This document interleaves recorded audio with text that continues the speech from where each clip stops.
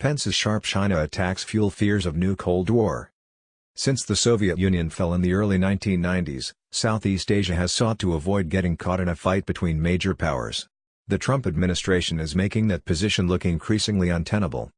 Vice President Mike Pence sharpened U.S. attacks on China during a week of summits that ended Sunday, most notably with a call for nations to avoid loans that would leave them indebted to Beijing. He said the U.S. wasn't in a rush to end the trade war and would not change course until China changes its ways, a worrying prospect for a region heavily reliant on exports.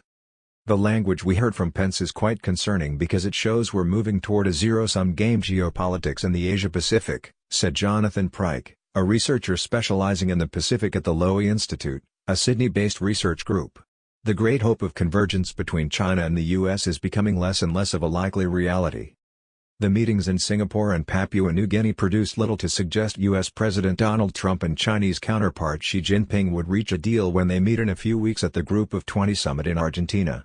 The Asia-Pacific Economic Cooperation Summit ended in disarray on Sunday after leaders failed to agree on a joint statement, reflecting tensions after Trump threatened to add to tariffs already in place on $250 billion worth of Chinese goods.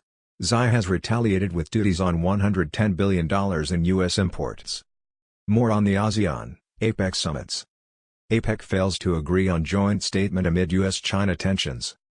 Pence-Xi showdown at APEC shows U.S.-China divide only widening. U.S.-backed Quad quietly gains steam as way to balance China.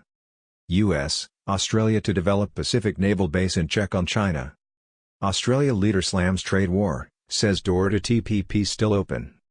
Smaller economies in the Asia-Pacific have long sought to balance ties, reaping the benefits of trade with China's fast-growing economy while relying on American firepower to rein in Beijing's assertiveness over disputed territory. Yet the trade war has raised the prospect that nations will now need to pick sides, particularly as higher U.S. tariffs threaten to alter long-established supply chains. Earlier this month, former U.S. Treasury Secretary Hank Paulson warned of an economic iron curtain dividing the world if the U.S. and China fail to resolve strategic differences. That could lead both sides to deny each other technology, capital and investment, reversing decades of gains from globalization. Singapore warning. Singapore Prime Minister Lee Hsien Loong echoed those fears last week, saying tensions between the U.S. and China are rising to a point where Southeast Asia may one day have to choose one or the other. For the moment, that day still looks a ways off.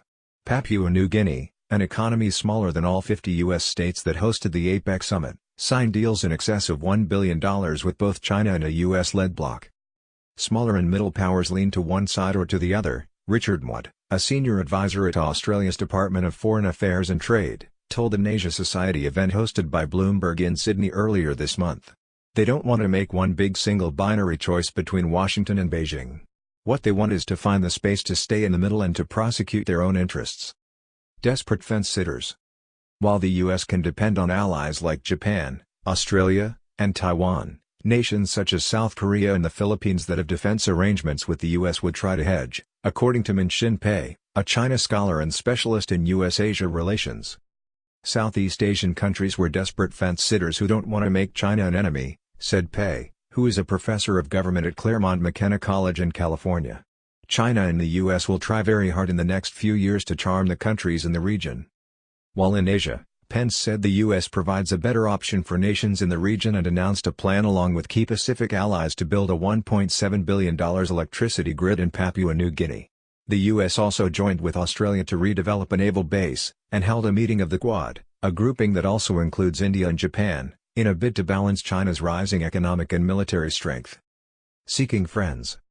Pence also had stinging remarks for Xi's Belt and Road Initiative, which Morgan Stanley says may total $1.3 trillion by 2027, dwarfing the funds the U.S. and allies have mobilized. The vice president said the U.S. doesn't drown our partners in a sea of debt or offer a constricting belt or a one-way road. Compared with Pence, Xi had a softer message for Asia this week. He voiced support for the multilateral trading system, called for greater cooperation, and said that implementing tariffs and breaking up supply chains was doomed to failure. He also defended his signature Belt and Road Initiative, which dwarfs any infrastructure funding backed by the U.S., saying it's not a trap as some people have labeled it. As the tension with U.S. has risen, China's approach to its neighboring countries has changed, said Xian Hong, an international relations professor at Renmin University in Beijing. China would like to gain as many friends as it can at the moment. After APEC, Xi is due to visit Brunei and the Philippines, a U.S. ally that has moved closer to China under Rodrigo Duterte. Xi also recently hosted Shinzo Abe in the first bilateral visit by a Japanese leader to Beijing in 7 years. Allies hedge. Despite strong security ties, neither Japan nor Australia supports Trump's protectionist policies.